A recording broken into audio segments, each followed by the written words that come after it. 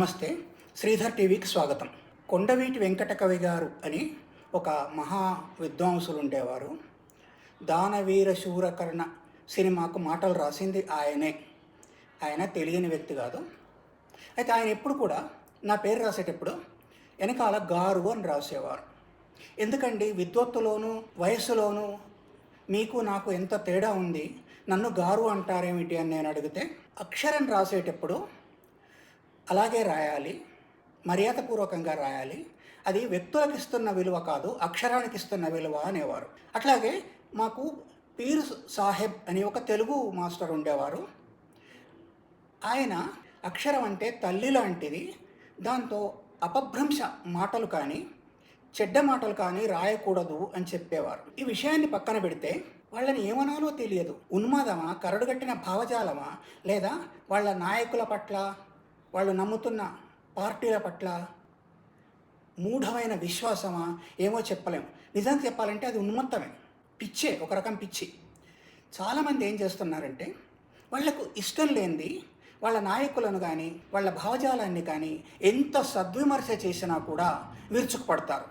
విపరీతమైన ట్రోలింగ్, ఎంత అసహ్యంగా అంటే అంత అసహ్యంగా చెప్పలేం మాటల్లో, అవి చదవనూ లేము, అంత అసహ్యంగా. అసలు ట్రోలింగు ముఖ్యంగా మహిళలపైన, అది కూడా రాజకీయాల్లో ఉన్న మహిళలపైన, ఒంటరిగా ఉండే మహిళలపైన, అవివాహితులపైన ఎక్కువ ట్రోలింగ్ జరుగుతుందట. ఎత్రా నార్యస్తు పూజ్యంతే రమంతే తత్ర దేవత అనే దేశంలో మహిళలపైన ఎక్కువ ట్రోలింగ్ జరుగుతుంది. మొన్నటికి మొన్న మన ఫారిన్ సెక్రటరీ విక్రమ్ మిశ్రీ, పెద్ద ఆఫీసర్ ఆయన మొన్న పహల్గాం టెర్రరిస్ట్ అటాక్ తర్వాత ఏర్పడ్డ యుద్ధ వాతావరణం, ఆల్మోస్ట్ యుద్ధంలాగా జరిగింది కదా పాకిస్తాన్ భారతదేశాల మధ్య. 4 రోజుల తర్వాత ఆయన ఏం చెప్పారంటే యుద్ధ విరమణ జరిగింది, కాల్పుల విరమణ జరిగింది అని చెప్పారు. దాంతో అందరికీ కోపం వచ్చేసి విపరీతమైన ట్రోలింగ్ ఆయన పైన. అంత పెద్ద ఆఫీసరు ఆయన తన ఎక్స్ ఖాతా, ఇదివరకు ట్విట్టర్ అని ఉండేది కదా, దాన్ని మూసేసుకోవాల్సి వచ్చింది. నిజానికి అధికారులు ఎవరు తమ సొంత నిర్ణయాలను ప్రకటించరు, అది పొలిటికల్ నిర్ణయం. పొలిటికల్ నిర్ణయాన్ని వాళ్ళు బయటకు వచ్చి ప్రెస్కి చెప్తారు.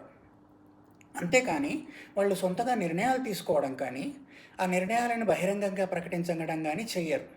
వీళ్ళు చేసిన ట్రోలింగ్ అంతా ఎవరికి దక్కుతుంది మరి? ఇప్పుడు ఆయన పొలిటికల్ బాసులు ఎవరైతే ఉంటారో, ఆయన ఫారిన్ సెక్రటరీ కాబట్టి మన ఫారిన్ మినిస్టర్, విదేశాంగ శాఖ మంత్రి, ఆ పైన ప్రధానమంత్రి ఉంటారు. వాళ్ళు చెప్పినట్టు వీళ్ళు చేస్తారు. అంతేగాని వాళ్ళు సొంతంగా ఎలాంటి నిర్ణయాలు తీసుకొని వాళ్ళు యుద్ధం ఆపేయడమో లేదా ఆపేస్తున్నట్టు ప్రకటించడమో ఇదంతా చేయరు. అదంతా అంతకు పై స్థాయిలో జరుగుతుంది. ఈ ఆలోచన ఉన్నట్టయితే ట్రోలింగ్ ఆయన చేసేవారు కాదు. ఆయన పైనే కాదు, ఆయన కూతురు లండన్లో ఉంటారు, ఆమె పైన కూడా విపరీతంగా ఆమె రోహింగ్యాలకు సాయం చేస్తుందని, ఆమె లాయరు, ఎవరు వస్తే వాళ్ళకి సాయం చేస్తారు, ఆమె ఒక సోషల్ వర్కరు. అసలు ఈ మాట అనొచ్చా అనలేదా అనే అంత నీచంగా వాళ్ళ పట్ల మాట్లాడారు. వాళ్ళని ఏమనాలి? నీచులు అనాలి. అంతకన్నా పెద్ద మాట నాకైతే దొరకట్లేదు. అంతటితో కాదు, అదే పహల్గాం టెర్రరిస్ట్ సంఘటనలో ఒక నావీ ఆఫీసర్ను చంపేశారు. నావీ ఆఫీసర్ భార్య అక్కడే కూర్చొని ఉంది. ఆమె పేరు హిమాన్షి నర్వాల్. ఆమెను ట్రోల్ చేశారు, ఆమెను నిందించారు. హనీమూన్కు వెళ్ళి తన భర్తను కోల్పోయింది. ఆమె చేసిన పాపం ఏంటి మరి?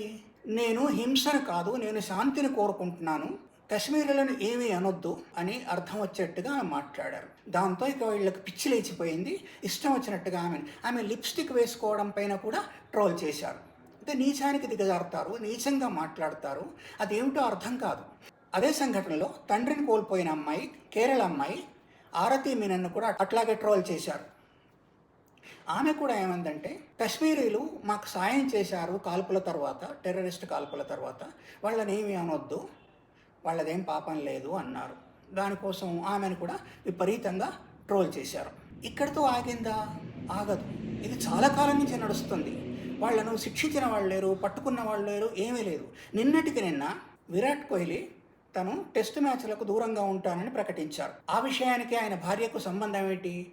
ఆయన భార్య అనుష్క శర్మను పిచ్చిగా అర్థం లేకుండా ట్రోలింగ్ మొదలుపెట్టారు ఆమె పైన. దీనికి ఎక్కడికి అంతం? చాలామంది ఆత్మహత్యలు చేసుకున్న వాళ్ళు ఉన్నారు ఇలాంటి ట్రోలింగ్ వల్లే. అవి బయటికి రావు.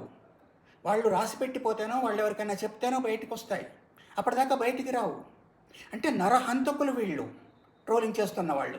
మొత్తం సోషల్ మీడియా వాడుతున్న వాళ్ళల్లో 13.8% అంటే దాదాపుగా 14% ఈ ట్రోలింగ్ చేసేవాళ్ళు ఉంటారట. అంటే భారతదేశంలో 100 కోట్ల మంది సోషల్ మీడియా వాడుతున్నట్టయితే ఏకంగా 14 కోట్ల మంది దాకా ట్రోలింగ్ చేసేవాళ్ళు ఉంటారట. వీళ్ళు వాళ్ళ భావజాలం వల్లనో పిచ్చి వల్లనో ఉన్మత్తత వల్లనో ట్రోలింగ్ చేస్తుంటారు. కొన్ని సంస్థలు కొన్ని వ్యవస్థలు కూడా డబ్బులు ఇచ్చి, అంటే నెలవారీ జీతాలు ఇచ్చి ట్రోలింగ్ చేయడానికి పెట్టుకుంటారట. ఎంత ట్రోల్ చేస్తే అంత ఘనకార్యం అన్నమాట. మరి ఎక్కడికి అంతం ఇది? చచ్చిపోతున్నారు కదా, కొంచెం గుండె ధైర్యం ఉన్నవాళ్ళు బతికి పట్టగడుతున్నారు.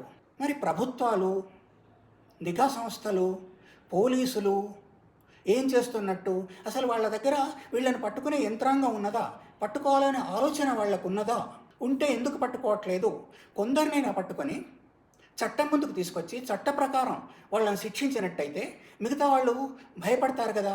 ఎంత దుర్మార్గం జరుగుతుంది! ఆ దుర్మార్గాన్ని అట్లాగే సాగనిస్తారా? సాగనిద్దామా? ఎక్కడికక్కడికి ఖండించాల్సిందే కదా. అయ్యో అయ్యో నన్ను ఏమంటారో అని భయపడుతూ కూర్చుంటే ఎట్లా? వీళ్లను తప్పనిసరిగా శిక్షించాలి. అసలు ఆ సోషల్ మీడియా సంస్థలు ఉంటాయి కదా, అవి కూడా పెద్ద చర్యలు ఏమీ తీసుకోవట్లేదు. తీసుకుంటే రాదు కదా. మొత్తానికి మొత్తం సోషల్ మీడియా ఇకపైన ఫోన్లతో సహా సోషల్ మీడియాలో ఎప్పుడు కూడా ఒక్కసారి ట్రోల్ చేస్తే చాలు, సోషల్ మీడియాలో ఏ సోషల్ మీడియా వాళ్ళకి అందకుండా వాళ్ళని బ్లాక్ చేసినట్టయితే మళ్ళీ ఎట్లా చేస్తారు వాళ్ళు? నీతిమంతులే దాంట్లో మిగులుతారు. నీతిమంతులే కావాల్సింది. తమ జాతి పట్ల, తమ తల్లుల పట్ల, తమ చెల్లెళ్ల పట్ల, తమ భాష పట్ల ఏమాత్రం గౌరవం లేని వాళ్లే ఇలాంటి పనులు చేస్తారు. ఈ వీడియో సాంతం చూసినందుకు ధన్యవాదాలు. మన ఈ ఛానల్ను తప్పనిసరిగా సబ్స్క్రైబ్ చేయండి, మర్చిపోవద్దు, అది ఉచితమే. అట్లాగే మీ అభిప్రాయాన్ని కూడా నిర్మోహమాటంగా రాయండి. ధన్యవాదాలు.